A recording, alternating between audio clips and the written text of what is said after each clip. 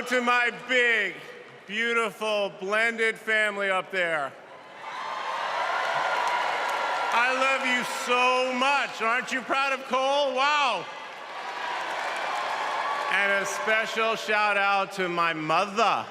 I see you. My mother is the only person in the whole world who thinks Kamala is the lucky one for marrying me.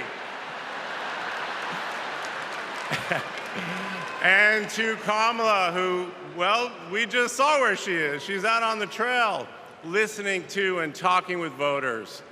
Honey, I can't wait for you to come back to Chicago because we're having a great time here.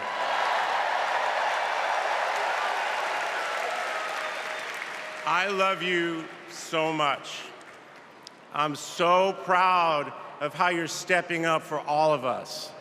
But that's who she is. Wherever she's needed, however she's needed, Kamala rises to the occasion. And she did it for me and our family. And now that the country needs her, she's showing you what we already know. She's ready to lead. She brings both joy and toughness to this task, and she will be a great president we will all be proud of. Now, I'm the son of two Brooklynites, Mike and Barb. They've been together almost 70 years. My dad worked in the shoe business in Manhattan, and he moved our family out to New Jersey. Where's New Jersey? I see you out there. When I was a little kid.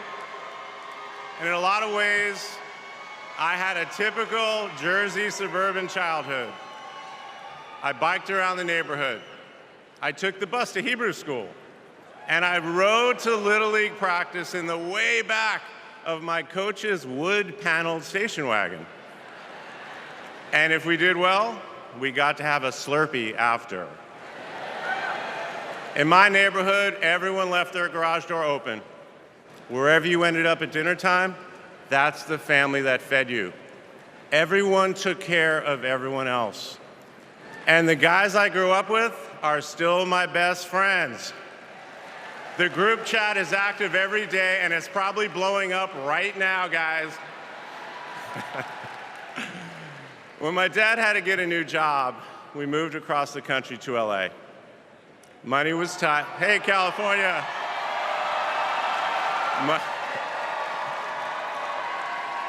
Money was tight, so I worked at McDonald's in high school for some extra cash. Not only was I Employee of the Month, but I still have the framed picture, which you just saw, and there was a ring, golden arches and all. And then I waited tables, parked cars. I was working full-time so I could afford to go to college part-time. And thanks to partial scholarships, student loans, and a little help from my dad, I got myself through law school. And I got my first job as a lawyer,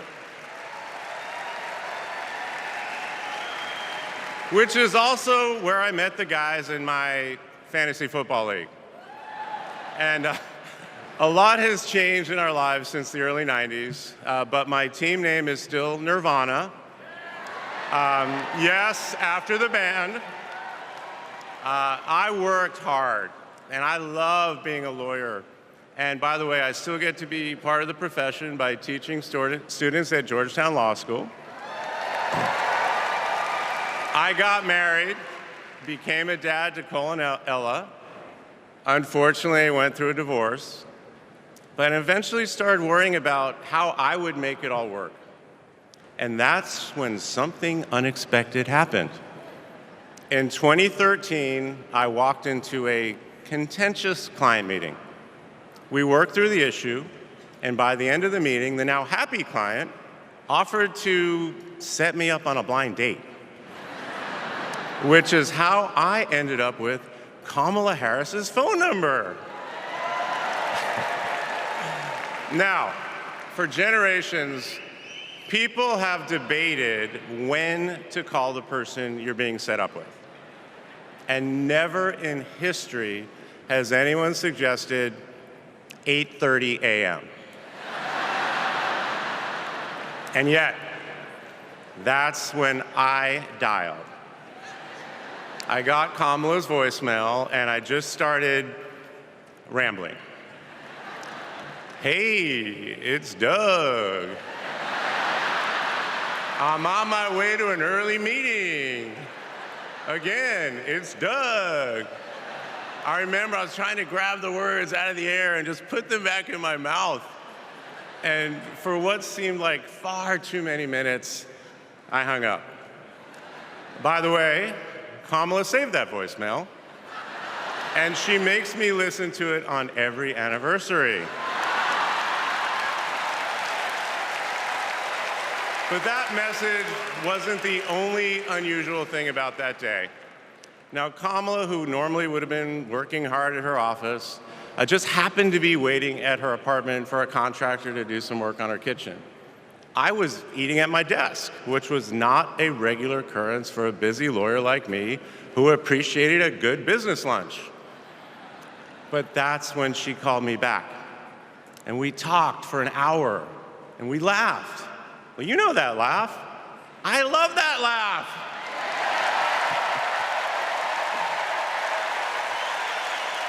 And maybe that counted as our first date. Or maybe it was that Saturday night when I picked her up and told her, buckle up, I'm a really bad driver. Because you can't hide anything from Kamala Harris, so you might as well own it. And as I got to know her better and just fell in love fast, I learned what drives Kamala. And it's what you've seen over these past 4 years, and especially these past 4 weeks. She finds joy in pursuing justice. She stands up to bullies just like my parents taught me to. And she likes to see people do well, but hates when they're treated unfairly. She believes this work requires a basic curiosity in just how people are doing. Her empathy is her strength. Over the past decade, Kamala has connected me more deeply to my faith, even though it's not the same as hers. She comes to synagogue with me for high holiday services, and I go to church with her for Easter. I get to enjoy her mom's chili relleno recipe every Christmas, and she makes a mean brisket for Passover.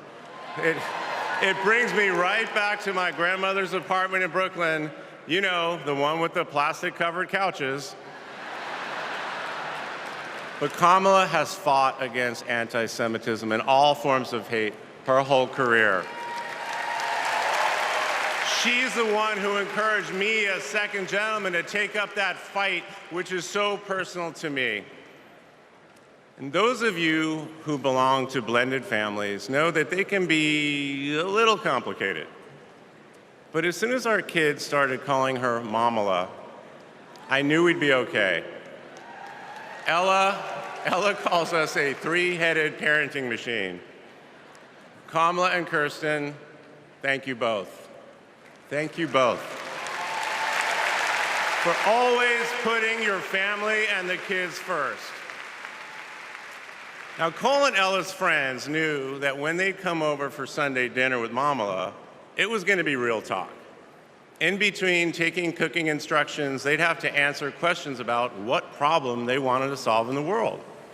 They learned that you've always got to be prepared because Kamala is going to prosecute the case.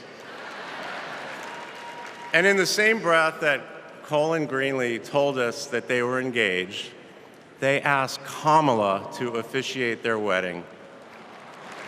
And in the same way that she always steps up when it matters, Kamala put so much time into those remarks, and she bound them in a book that matched her dark red dress, and then turned that into a gift for the happy couple. A few days ago, during this incredible time we're going through, there was a brief window when Kamala was back at home. And I saw her sitting on her favorite chair, And in the middle of a wild month, I just hoped that she was having a quiet moment to herself. But then I realized she was on the phone. And of course, my mind went to all the potential crises that the vice president could be dealing with. Was it domestic? Was it foreign? Was it campaign? I could see she was focused. And all I knew was that it must be something important. And it turns out it was. Ella had called her. That's Kamala. That's Kamala. Those kids are her priorities, and that scene was a perfect map of her heart. She's always been there for our children, and I know she'll always be there for yours too. Kamala is a joyful warrior. It's doing for her country what she has always done for the people that she loves. Her passion will benefit all of us when she's our president. And here's the thing about joyful warriors. They're still warriors. And Kamala is as tough as it comes. Just ask the criminals, the global gangsters, and the witnesses before the Senate Judiciary Committee. She never runs from a fight. And she knows the best way to deal with a coward is to take him head on. Because we all know cowards are weak, and Kamala Harris can smell weakness.